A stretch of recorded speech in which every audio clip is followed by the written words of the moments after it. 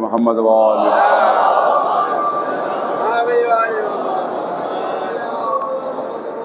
اعوذ باللہ السمیع العلیم من الشیطان الرجیم بسم اللہ الرحمن الرحیم قال رسول اللہ صلی اللہ علیہ وآلہ وسلم الدعاء ترس المؤمن. حضور سرور کائنات محمد مصطفیٰ صلی اللہ علیہ وسلم دعا جو ہے وہ مومن کی ڈھال ہے، مومن کی سپر ہے. ایک مقام پر اور حضور کا ارشاد ہے کہ تم کو بتاؤں کہ انبیاء کا اسلحہ کیا تھا. رسول ارشاد فرماتے ہیں کہ بتاؤں میں تم کو کہ انبیاء کا اسلحہ کیا تھا، جس کے ذریعے سے ان کو فتح و کامیابی حاصل ہوئی. تو اصحاب نے کہا کہ ہاں اللہ کے رسول ضرور بتائیے. تو انہوں نے فرمایا کہ انبیاء کا اسلحہ تھا دعا. تو اس کا مطلب ہے دعا ڈھال بھی ہے اور دعا اسلحہ بھی ہے. دونوں کام ایک ساتھ دعا انجام دیتی ہے. ڈھال بھی ہے، خاص طور سے جو مظلوم ہیں، ان کے سامنے بہت بڑا کوئی ظالم ہو، ان کے سوائے دعا کے اور کوئی وسیلہ نہیں ہوتا کہ بارگاہ الہی میں دعا مانگے پانے والے. مظلوموں کی مدد فرما اور ظالموں کو نیست و نابود فرما. آپ کو معلوم ہی ہے کہ اسلام میں سب سے بڑا گناہ جو ہے وہ ظلم ہے. دنیا کے ہر گناہ کی سزا آخرت میں ملے گی، ہر گناہ کی سزا آخرت میں ملے گی، لیکن صرف ظلم وہ گناہ ہے کہ جس کی سزا اللہ دنیا ہی میں دیتا ہے. صرف دنیا کو اس کی سزا کے لیے آخرت کا انتظار نہیں ہوتا. ظلم کے لیے اللہ آخرت کا انتظار نہیں کرے گا کہ ظالم کو سزا آخرت میں ملے. ظالم کو سزا اسی دنیا ہی میں اللہ دے دیتا ہے اور یہی سزا مل جاتی ہے. مولا کائنات علی بن ابی طالب علیہ السلام کا آپ کی جو وصیت ہے، وصیت پہ خاص طور سے امام حسن علیہ السلام، امام حسن علیہ السلام امام ہیں، ان کو وصیت کی ضرورت نہیں تھی. وہ وصیت بظاہر ان کو ہے مگر ہے ہمیں. حقیقت میں مولا علی کے چاہنے والوں کو وصیت ہے، مولا علی کے ماننے والوں کو وصیت ہے. اور اس پہ آپ نے ارشاد فرمایا کہ دیکھو ہمیشہ مظلوم کا ساتھ دینا، ہمیشہ مظلوم کا ساتھ دینا، چاہے وہ اجنبی ہی کیوں نہ ہو، اجنبی کیوں نہ ہو. اور ظالم کا ساتھ نہ دینا چاہے تمہارا بھائی کیوں نہ ہو. یہ مولا کا ارشاد ہے. رسول اللہ نے عرب میں یہ قانون تھا کہ فرض کیجئے دیکھ رہے ہیں کہ ان کا بھائی کسی سے لڑ رہا ہے اور کسی کو مار رہا ہے تو یہ آ کر فوراً شریک ہو جاتے تھے. وہ مار رہا ہے تو یہ بھی مارنے لگتے تھے اسے، یہ پوچھے بغیر کہ بھیا اس کی خطا کیا ہے، اس کا قصور کیا ہے. یہ پیٹ رہا ہے تو یہ بھی پیٹنے لگے اسے، جبکہ بیچارہ ہو سکتا ہے وہ مظلوم ہو. لیکن یہ نہیں کہتے تھے، کہتے تھے بھائی جب ہمارا بھائی ہے تو ہم اس کا ساتھ دیں گے، چاہے وہ ظالم ہو چاہے مظلوم ہو. یہ عرب کا قانون تھا، یہ عرب کا قاعدہ تھا. اب رسول اللہ نے ارشاد فرمایا، بہت توجہ ہے، بہت کیا ارشاد تھا، کیا قانون تھا کہ ساتھ دو اپنے بھائی کا، چاہے ظالم ہو چاہے مظلوم ہو. یہ قانون تھا عرب کا. رسول اللہ نے بھی ایک مرتبہ ارشاد فرمایا کہ اپنے بھائی کا ساتھ دو چاہے ظالم ہو چاہے مظلوم ہو. پورے اصحاب حیرت میں پڑ گئے، یہ اللہ کے رسول، یہ تو عرب کی جاہلیت کا قانون تھا. آپ تو فرمایا کرتے ہیں کہ ہمیشہ مظلوم کے ساتھ دو، ظالم کی مخالفت کرو. آپ تو وہی قانون دوہرا رہے. اب رسول اللہ کا جملہ سنیے، آپ نے ارشاد فرمایا کہ یہ عرب کا پرانا جملہ اب مسلمان ہو گیا ہے. یہ عرب کا پرانا قانون اب مسلمان ہو گیا ہے. اب سنو تو مطلب کیا ہے. دیکھو مظلوم کا ساتھ دو، بھائی ہے اس لیے مظلوم کا ساتھ دو. اگر بھائی ظالم ہے تو یہ نہیں کہہ رہا ہوں کہ ظلم میں اس کا ساتھ دو، یہ نہیں کہ ظلم میں اس کا ساتھ دو. اس کا ساتھ دینا یہ ہے کہ اس کو ظلم کرنے سے روک دو. اگر ظالم ہے تمہارا بھائی تو اس کو ظلم کرنے سے روک دو اور اس سے کہو کہ ظلم کی سزا سب سے زیادہ سخت ہوتی ہے اور اللہ ظالم کو دنیا ہی میں سزا دیتا ہے. لہذا میں بھائی کی حیثیت تم سے کہہ رہا ہوں کہ تم ظلم نہ کرو. تو یہاں ساتھ دینے کا مطلب یہ نہیں کہ ظالم بن جاؤ تم بھی، بلکہ یہاں ساتھ دینے کا مطلب یہ کہ اس کو ظلم سے روک دو، اس کا ہاتھ پکڑ لو تاکہ وہ ظلم نہ کر سکے. آپ دیکھیں آج پوری دنیا الٹی چل رہی ہے. ظالم کو مظلوم کہا جاتا ہے اور مظلوم کو ظالم کہا جاتا ہے. میں نے مثال دی تھی, یہاں بھی دینا چاہتا ہوں. بچپنے میں مجھے یاد ہے اچھی طرح سے, یہاں کے اوپر وہ تھا, جب تصویر کھنچوانا ہوتی تھی تو فٹ پاتھ کے اوپر بہت سے کیمرے والے بیٹھے رہتے تھے, اور وہ کیمرہ اس طرح سے ان کا ہوتا تھا کہ وہ جب تصویر لیتے تھے اپنے اوپر کالا کپڑا یوں اوڑھ لیتے تھے, وہ اسی کے اندر منہ گھسیڑ کر, وہ تو آج سے 40-50 سال پہلے کی بات ہے, لیتے تھے. اور اس کے بعد وہ تصویر کیمرے میں آتی تھی وہ الٹی ہوتی تھی. کیمرے میں تصویر جو تھی وہ الٹی ہوتی تھی. ویسے آپ جیسے میں یوں بیٹھا ہوا ہوں, وہ جو تصویر لے گا تو میری تصویر الٹی آئے گی, سر نیچے اور دھڑ اوپر, یہ تصویر آتی تھی. اس کو پھر وہ اپنی ٹرک سے اس کو سیدھا کر کے بیان پرنٹ کر کے پیش کرتا تھا. لیکن کیمرے میں الٹی تصویر ہوتی تھی, کیمرے میں الٹی تصویر ہوتی تھی کہ منہ نیچے ہوتا تھا اور سر دھڑ اوپر ہوتا تھا.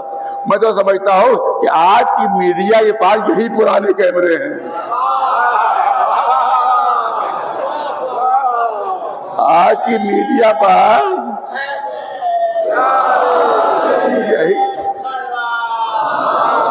یہی 40 سال پرانے کیمرے, 50 سال پرانے کیمرے ہیں کہ ان کو ظالم مظلوم نظر آ رہا ہے اور مظلوم ظالم دکھائی دے رہا ہے.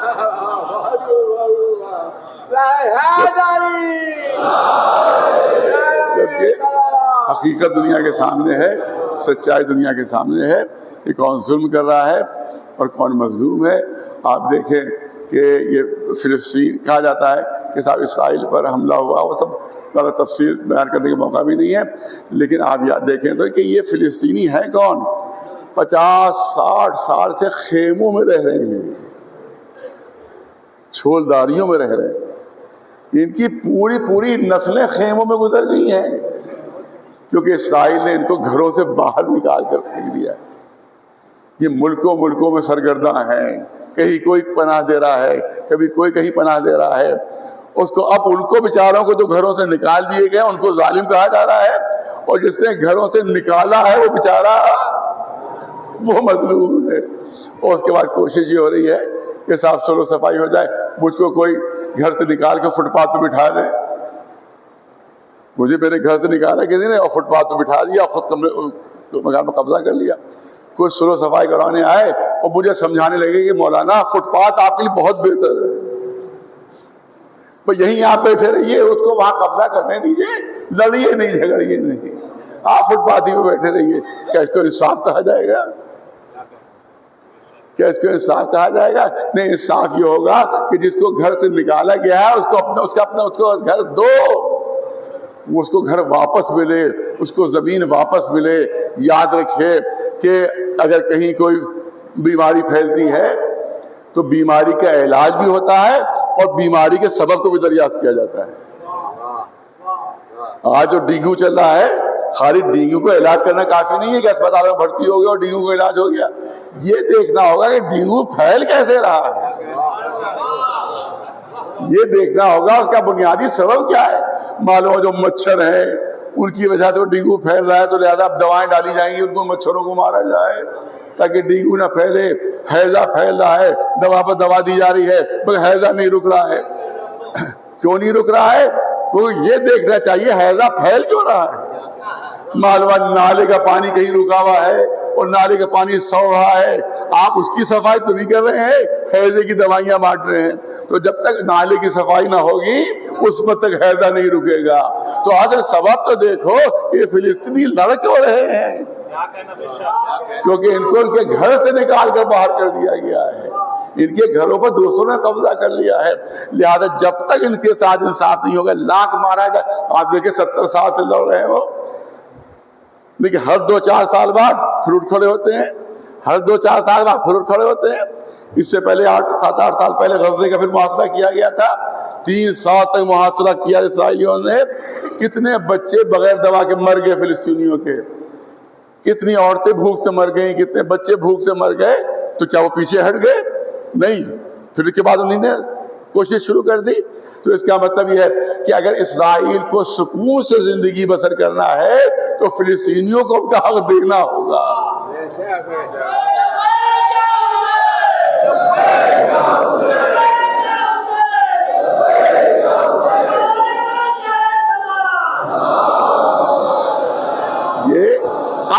یہ ضروری ہے. ہم چاہتے ہیں امن قائم ہو، امن قائم ہو، مگر یہ بھی تو سوچنا چاہیے کہ امن قائم کیسے ہو.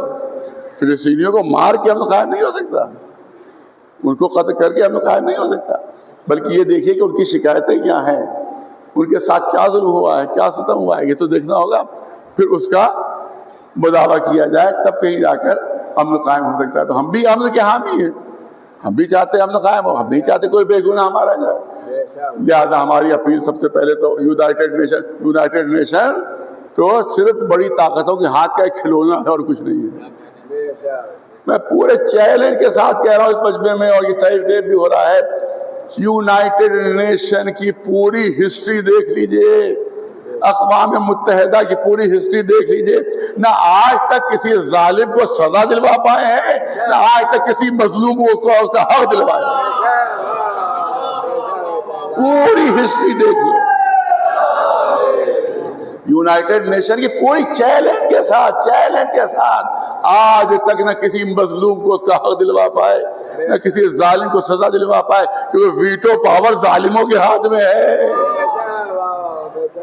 ظالموں کے ہاتھ میں ہے. لہذا ہر بار وہ ویٹو کر دیتے ہیں اور ظالم کا ساتھ دے دیتے ہیں، مظلوم کی حق تلفی ہو جاتی ہے. یہی وجہ ہے کہ آج بھی اسرائیل اسی امریکہ کے ویٹو پاور کی وجہ سے بچا ہوا ہے. وہ ورنہ یہ اسرائیل کب کا ختم ہو گیا ہوتا، کب کا ختم ہو گیا ہوتا.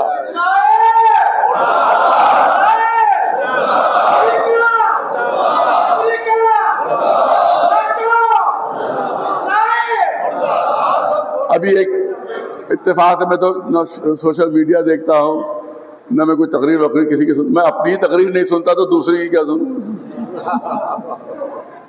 کوئی میری تقریر سنانے لگتا ہے کہ بھیا ہم نہیں سنیں گے، اتنا ٹائم نہیں میں. لیکن مجھے سنائی کی تقریر کہ ابھی ایک دو دن پہلے دہلی میں کوئی جلسہ ہوا جس میں ایک بزرگ تقریر کر رہے تھے جو کبھی کسی تحریک میں آئے ہی نہیں تھے، کبھی اس سے پہلے کبھی کسی تحریک میں نہیں آئے. اتنے یوم قدس دہلی میں نے خود شرکت کی، یہاں پہ شرکت کی، کسی یوم قدس میں انہوں نے کبھی شرکت نہیں کی، کبھی نہیں شرکت کی، چیلنج کے ساتھ کبھی شرکت نہیں کی. جب میں پوچھتا تھا کہ بھیا وہ بزرگ جو ہیں وہ کیوں نہیں آ رہے ہیں، دو چار بزرگ کہا کہ وہ کہتے ہیں بھیا ہمارا ان مظاہروں سے کوئی تعلق نہیں ہے، کوئی تعلق نہیں، ہمارے کہاں پڑھنا پڑھانا ہے، یہ تعلق نہیں. کبھی نہیں شرکت کی. یہاں تک کہ احمد کاظمی صاحب کے خلاف جو مظاہرہ ہوا تھا، جو اسرائیلی نے ان کو آتنکوادی قرار دیا تھا، اس میں بھی شرکت نہیں کی، اس مظاہرے میں بھی شرکت نہیں کی. اسی طرح سے کسی بھی مظاہرے میں انہوں نے کوئی شرکت نہیں کی اور کسی بھی تحریک میں شرکت نہیں کی. لیکن صرف 15 منٹ NRC کے جلسے میں تقریر کر لی تھی، اسی کو مسلسل بھنایا جا رہا ہے.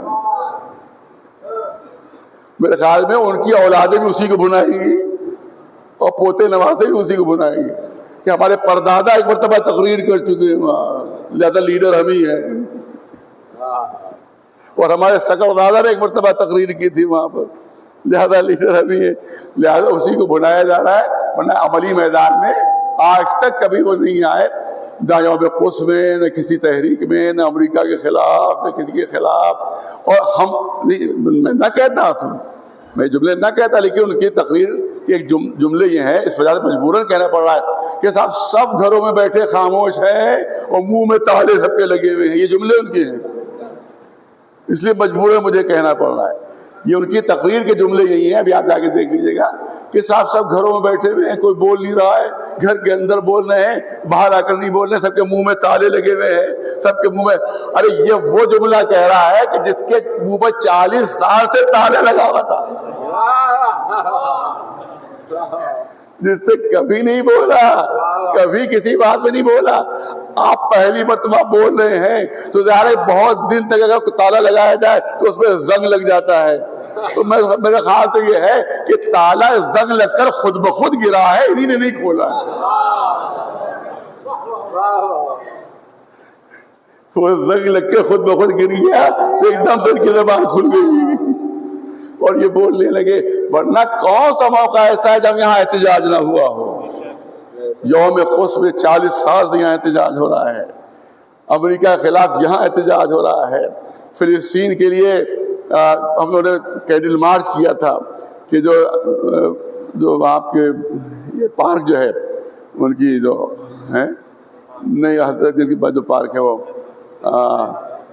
جو خاتون ہیں ان کی طرف منسوب ہے، حضرت محل پارک سے اور سکندرآباد تک کینڈل مارچ انہوں نے کیا تھا، ہزاروں لوگ اس میں تھے، فلسطین کی حمایت میں۔ آج سے 5 سال پہلے 6 سال پہلے کی بات ہے۔ ہمیشہ فلسطین کی حمایت کی ہم نے، ہمیشہ اسرائیل کی مخالفت کی، ہمیشہ یہاں پر مظاہرے ہوئے، یہاں تک کہ جب یہاں صدر امریکہ آیا ہے، چاہے کلنٹن تھے اوباما تھے، پورے ہندوستان میں کہیں مظاہرہ نہیں ہوا اس کے خلاف، کہیں مظاہرہ نہیں ہوا، صرف اور صرف مسجد عاصمی سے مظاہرہ ہوا تھا اس کے خلاف پورے انڈیا میں۔ بڑی ہمت و جرأت کی بات تھی کہ حکومت کے وہ مہمان اور صرف عاصم مبارک کی باہر کی سڑک پر مظاہرہ ہوا تھا کلنٹن کے خلاف، کہیں پورے ہندوستان میں کہیں نہیں ہوا، صرف یہاں ہوا۔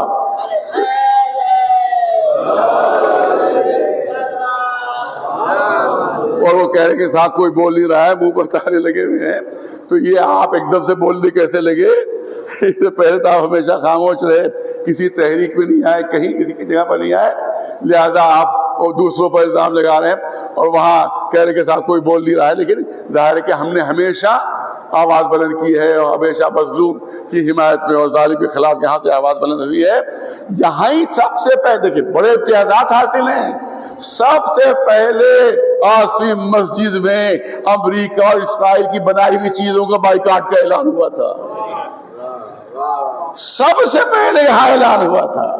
بعد میں کچھ سنی علماء نے بھی اس کی حمایت کی تھی، بعد میں کی تھی، مگر پہلا اعلان یہی ہوا تھا، اور کسی بھی شیعہ عالم نے اس کی حمایت نہیں کی تھی۔ یہ جو آج بڑے منہ کھول رہے ہیں، ان میں سے کوئی نہیں آگے بڑھا تھا اس نے حمایت کی ہو کہ ہاں بھائی اسرائیل کی چیزوں کا بائیکاٹ ہونا چاہیے، امریکہ کی چیزوں کا بائیکاٹ ہونا چاہیے۔ کسی نے میرے یہاں کے اعلان کی حمایت کسی نے نہیں کی تھی، لیکن آج بھی بہت سے لوگ ہیں جو اس اعلان پر عمل کر رہے ہیں اور بائیکاٹ کر رہے ہیں۔ میں نے کہا تھا کہ ہم امریکہ کا مقابلہ نہیں کر سکتے کہ وہاں پر بم پھینک دیں، اسرائیل کا مقابلہ نہیں کر سکتے بم پھینک دیں، لیکن ہم ان کا اقتصادی بائیکاٹ تو کر ہی سکتے ہیں، لہذا ان کی چیزوں کا بائیکاٹ آپ کیجئے تاکہ ان کو اقتصادی نقصان پہنچے۔ اس پر میں نے اعلان کیا تھا، آج میں خود بھی اس پر باقی ہوں اور بہت سے لوگ مومنین ایسے ہیں وہ بھی ابھی اس پر باقی ہیں، لیکن کسی مولوی نے، ان لوگ جو آج الزام لگا رہے ہیں ان میں سے کسی نے کوئی حمایت نہیں کی تھی۔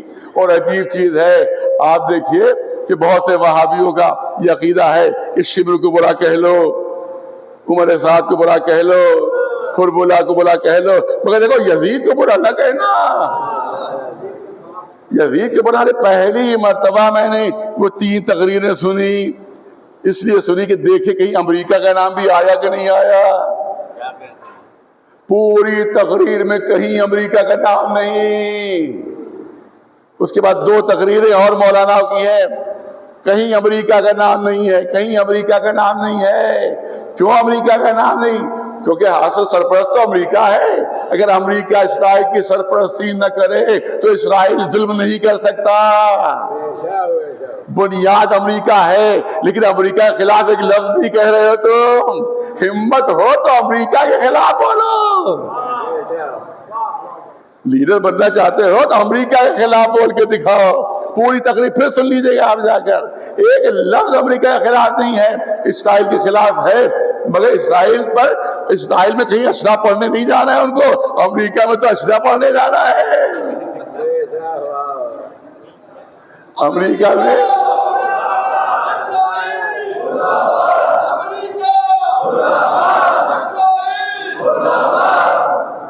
امریکہ کی مخالفت کرو جو اس کا باپ ہے اسرائیل کا۔ یہ تو وہی ہوا کہ شیو کو برا کہہ دیا کہ یزید کو برا نہ کہیے۔ تو یہ آج کا یزید ہے جو امریکہ ہے آج۔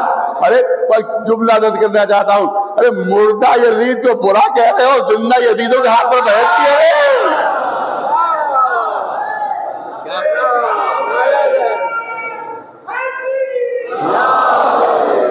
جو آج کا یزید ہے اس کو تو برا کہو، جو امریکہ ہے کہ جس کی بنیاد پر سارے مظالم ہو رہے ہیں۔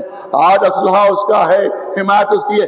جتنے بھی ریزولوشن اسرائیل کے خلاف پیش کیے گئے، ہر ریزولوشن کو امریکہ نے ویٹو کر کے ختم کیا، ورنہ آج اسرائیل کا وجود نہ ہوتا۔ آج فلسطینیوں کو ان کا حق مل چکا ہوتا، اگر امریکہ اس کے اسرائیل کے ساتھ نہ دے رہا ہوتا، ساتھ نہیں، سرپرستی کر رہا ہے، سرپرستی کر رہا ہے، لیکن تمہاری ہمت نہیں کہ امریکہ کے خلاف ایک لفظ کہہ سکو۔ اسرائیل میں بھی اگر مجلسیں ہوتی رہتی اور اشرے کے لیے جاتے ہوتے تو اسرائیل کے خلاف بھی ایک لفظ نہ بولتے۔ تو یہ ہے آپ کے لوگ جو اس طرح سے آ رہے ہیں سامنے کہ جو امریکہ کے حامی ہیں، لہذا ہم یہاں پر اس لیے حاضر ہوئے ہیں کہ دعا مانگے۔ دیکھیے ظاہر ہے کہ جب راکٹ گرتے ہیں تو راکٹ یہ نہیں دیکھتا ہے کہ مرنے والا مرد ہے، عورت ہے، بچہ ہے، کیا ہے، مظلوم ہے کہ ظالم ہے۔ لہذا ہماری کوشش، سب سے پہلی اپیل یہ ہے کہ جنگ بند ہو جائے، جنگ بند ہو، نہ ادھر سے کوئی راکٹ چلے نہ ادھر سے کوئی حملہ ہو، کیونکہ ادھر بھی ظاہر کہ بہت سے بچوں کی تصویریں آ رہی ہیں کہ بچے بھی مرے ہیں راکٹ سے، اور ادھر تو ہزاروں بچے مر چکے ہیں فلسطینیوں کے تو ہزار بچے مر چکے ہیں، ہزار عورتیں مر چکی ہیں۔ لہذا جو لوگ صرف کسی بھی تنظیم کو آتنکوادی کہہ دینے سے مسئلہ حل نہیں ہوگا، بلکہ یہ تو دیکھو کہ مسئلہ کیسے حل ہوگا اور جنگ کیسے بند ہوگی۔ جب تک فلسطینیوں کو ان کا حق، ان کی زمین، ان کا وطن نہیں مل جاتا، اس وقت امید نہ رکھنا کہ وہاں امن قائم ہو جائے گا۔ بالکل لاکھ مار ڈالو گے اور بچے پیدا ہوں گے، وہ بڑے ہوں گے وہ لڑیں گے، ان کو مار ڈالو گے ان کے بچے پیدا ہوں گے وہ لڑیں گے۔ لہذا اسرائیل کو اس وقت تک سکون سے زندگی بسر کرنا نصیب نہیں ہو سکتا جب تک کہ فلسطینیوں کو ان کا حق نہ دیا جائے۔ وہ چھولداریوں میں رہ رہے ہیں، وہ ٹینٹ میں رہ رہے ہیں، اور پھر ان کو ظالم کہا جا رہا ہے۔ لہذا ان کو ان کا گھر ملنا چاہیے، ان کو ان کا وطن ملنا چاہیے۔ اب آخری بات جو میں کرنا چاہتا ہوں، یہاں بھی بہت سے حمایتی ہیں، اسرائیل کے بہت سے حمایتی ہیں، ہر ایک کو حق حاصل ہے کہ جس کی چاہے حمایت کرے، جس کی چاہے مخالفت کرے، ہم نہیں ہیں۔ لیکن ایک چیز ضرورت کرنا چاہتا ہوں میں، اور یہ پیغام تمام ہمارے ہندو بھائیوں، سکھ بھائیوں، عیسائی بھائیوں، بودھ والے، سب کے دھرم والوں تک پہنچنا چاہیے کہ ان کی تھنکنگ کیا ہے۔ یہودیوں کی تھنکنگ کیا؟ ان کی سب سے معتبر جو کتاب ہے وہ تلمود ہے، وہ توریت سے زیادہ تلمود کو مانتے ہیں۔ ان کی سب سے معتبر کتاب، دھارمک کتاب، یہودیوں کی، جیوز کی دھارمک کتاب جو ہے جس کو سب سے زیادہ مانتے ہیں، اس کا نام ہے تلمود۔ جا کے آپ انٹرنیٹ پر دیکھ لیجئے، تلمود کا نام آپ کو مل جائے گا، تلمود ہے۔ اس میں لکھا ہوا ہے یہودیوں سے کہ دیکھو، اگر کوئے میں ایک کتا گر جائے اور ایک غیر یہودی گر جائے، کنویں میں ایک کتا گر جائے اور ایک نان یہودی کنویں میں گر جائے، تو کتے کو نکال لینا، اس نان یہودی کو تم کنویں سے نہ نکالنا، اس کو مرنے دینا۔ اب نان یہودی میں صرف مسلمان نہیں آئے، اس میں ہندو بھی آ گئے، اس میں سکھ بھی آ گئے، اس میں عیسائی بھی آ گئے، اس میں بودھ بھی آ گئے، اس میں سب کچھ آ گئے۔ یہ ہے یہودی تھنکنگ جن کی حمایت کی کوشش کی جا رہی ہے۔ وہ کہتے ہیں کہ اگر یہودی کے علاوہ کوئی اور کنویں میں گر جاؤ، کتا گر جائے، تو کتے کو بچاؤ، اس نان یہودی کو نہ بچاؤ۔ اب سوچو کہ تم کن کی حمایت کر رہے ہو، اب سوچو کہ تم کن کی حمایت کر رہے ہو۔ لہذا میری گزارش یہی ہے کہ سب سے پہلے امن قائم ہونا چاہیے، ہماری دعا یہی ہے، امن قائم ہونا چاہیے، جنگ بند ہونا چاہیے۔ اور اپنا وزیر اعظم سے ہماری گزارش یہی ہے کہ وہ کوشش یہ کریں کہ جو بمباریاں ہو رہی ہیں، چاہے ادھر سے ہو رہی ہو چاہے ادھر سے ہو رہی ہو، دونوں طرف سے بند ہونا چاہیے، کیونکہ اس میں صرف پبلک کا نقصان ہوتا ہے اور صرف عوام کا نقصان، بچے اور عورتیں مارے جاتے ہیں۔ لہذا ہماری گزارش یہی ہے کہ ٹیبل ٹاک ہونا چاہیے، اور ٹیبل ٹاک کے ذریعے سے اور بات چیت کے ذریعے سے اس مسئلے کو حل کیا جائے۔ اور میں نے عرض کیا کہ جب تک فلسطینیوں کو ان کا حق نہیں ملے گا، یہ امید چھوڑ دینا چاہیے کہ امن قائم ہو سکتا ہے، کیونکہ نسلوں تک یہ جنگ جاری رہے گی اگر ان کو حق ان کا نہیں ملا اور ان کی زمین نہیں ملی۔ پالنے والے ہم تیری بارگاہ میں دست بدعا ہے کہ پالنے والے جتنے بھی مظلومین دنیا میں سب کی حفاظت فرما، پالنے والے جو ظالم ہیں ان کی اگر لائق اصلاح ہے تو اصلاح فرماؤ، اور اگر لائق اصلاح نہیں ہے تو اسی دنیا میں انہیں بدترین سزا دے۔ پالنے والے مظلومین کی حفاظت فرما، فلسطین والوں کو ان کا حق مل جائے۔ اللہ والے آپ اسرائیل کو یہ توفیق عنایت فرما کہ وہ اس طرح کی بمباریوں سے جو ہے جو وہاں بے گناہ مارے جا رہے ہیں ان کو اس طرح سے نہ ماریں کہ جس طرح سے بمباری سے مارے جا رہے ہیں۔ اسی طرح سے ہم اور دوسرے تنظیمیں وہاں کے اوپر ہیں، ان سے بھی ہماری گزارش یہ ہے کہ وہ بھی کوشش کریں کہ جنگ بندی ہو جائے اور آپس کی جو لڑائی ہے وہ ختم ہو جائے، کیونکہ اب تک ہزاروں ہزار بے گناہ عورتیں بچے مارے گئے ہیں۔ لہذا دونوں طرف سے جنگ بندی ہو اور اس کے بعد بات چیت کے ذریعے سے مسئلہ حل ہو، اور اس پہ ہمارا ملک کیونکہ بہت طاقتور ملک ہے اور اس پہ بہت ہی پازیٹیو رول ہمارے ملک کا ہو سکتا ہے۔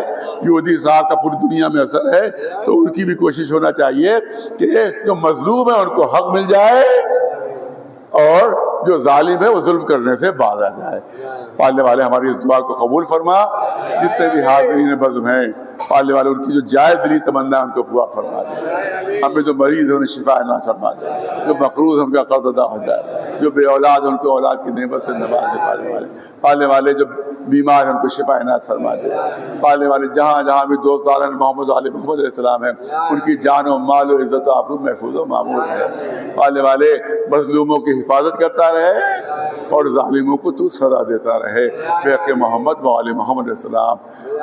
نعرہ تکبیر، نعرہ تکبیر، نعرہ تکبیر، نعرہ رسالت، نعرہ رسالت، نعرہ حیدری، حیدری، لبیک یا حسین، لبیک یا حسین، لبیک یا حسین۔